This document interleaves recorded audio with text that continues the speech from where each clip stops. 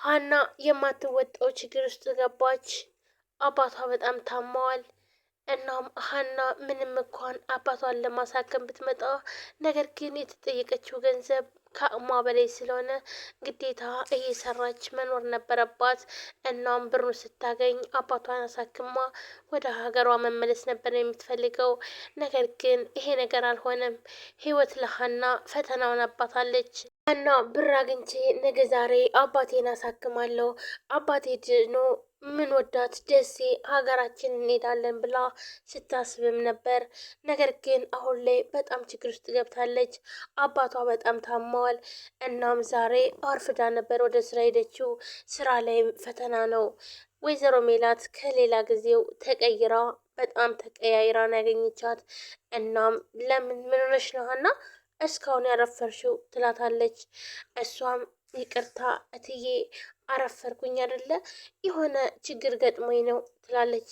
እናም እና ታዲያ ደውሎ መናገር አይቀልም ትላታለች ማለት ነው። አዎ ደውዬ መናገር ነበረብኝ ግን በጣም ይቅርታ። እሺ የት ሊሄዱ ነው አሁን ትላለች ማለት ነው። እና የሆነ ቦታ የሚሄድበት አለኝ ምናሴና ሰላምም ወጥተዋል ትላለች። እንዴትዬ ታዲያ ምንም ነገር ሳይቀምሱ ነው እንደሚሄዱት ትላለች።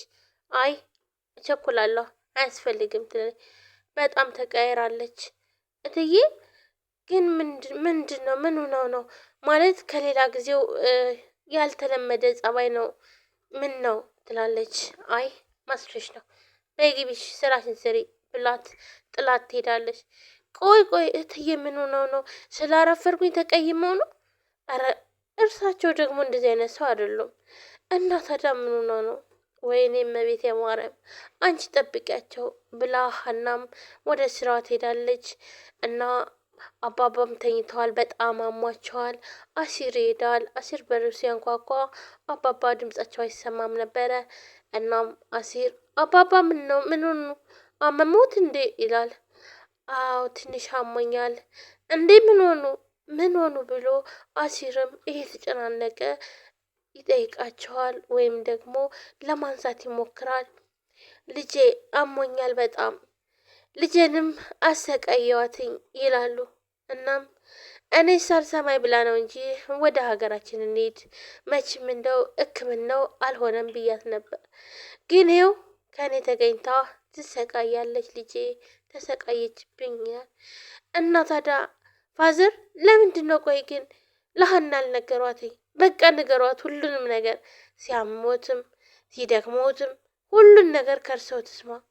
በኋላ ላይ የሆነ ነገር ሆና በኋላ ከመጨናነቅ ከርሶ ብሰማ ይሻላል። ልጄ ማጨናነቅ አልፈልግም። ልጄ እኔ ነግሬያትኝ ይህ በሽታዬን ህመሜን ነግሬያት ከማሰቃያት እኔው እዚሁ በሽታዬን ብዘው ይሻለኛል ይላሉ አባባ። አሲርም እንደዛማ መሆን የለበትም። ቆይ ግን እኔ ምን አይነት ሰው ነኝ? ቆይ እኔ ለምንም አልጠቅምም ማለት ነው? ቆይ እሺ ቢያንስ እንኳን ምንም ነገር እንኳን መስራት አልችልም? ቆይ እኔ እዚች ምድር ላይ ለምንድን ነው የምኖረው? ይላል። ምክንያቱም ሀናን አለማገዙ በጣም ተስማምቶታል። አባባ 300,000 ብር ቢጠየቁም ከዛም በላይ ነው ብሩ። ግን ያው ግን 400,000 ብር ነው። ይሄ ደግሞ በጣም ከባድ ነው ለሀና። ሀና አንድ ቤት ሰራተኛ ሴት የምታገኘው ብር በጣም የወረደ ነው። እሷ ግን የተጠየቀችው የቤት ኪራይም አለ የሚኖሩበትም ሁሉም ነገር ወጪ በሀና ነው። እናም አባባ መታከማቸው የማይታሰብ ነገር ነው። ሆኖም አሰሪዋ እንኳን 100,000 ብር ብትሰጣትኝ ያን እንኳን 50,000 ብሩን አሲር ስለታሰረ አሲር ይብሳል ብላ ነበረ ዋሳት ጋር ያስፈታችበት። እናም ይሄን ነገር ራሱ በጣም ይቆጫታል። አባዬ አመመህ? ምን አለበት ቆይ ያን ብር ባልሰጠውና ባላጠፋው ትላለች። ልጄ ያረግሽውን ነገር መጸጸት የለብሽም። ለምን አረኩትም ማለት የለብሽም። እንኳንም አረግሽው እንኳንም አስፈታሽው ይሏታል አባባ። እሷም በጣም የተጨናነቀች አባቴ በቃ እንዴት ነው እንደዚህ ያመመህ እሺ እያለች ትጨናነቃለች። ነገር ግን እሷ ምንም ማድረግ አትችልም። ምክንያቱም ችላ ማሳከም አትችልም። አሰሪዋን ነበር ተማመነችባት። አሰሪዋን በጣም ተቀያይራባታለች። በምን አይነት መንገድ እንኳን እንደሆነ የተቀያየረችው አላወቀች።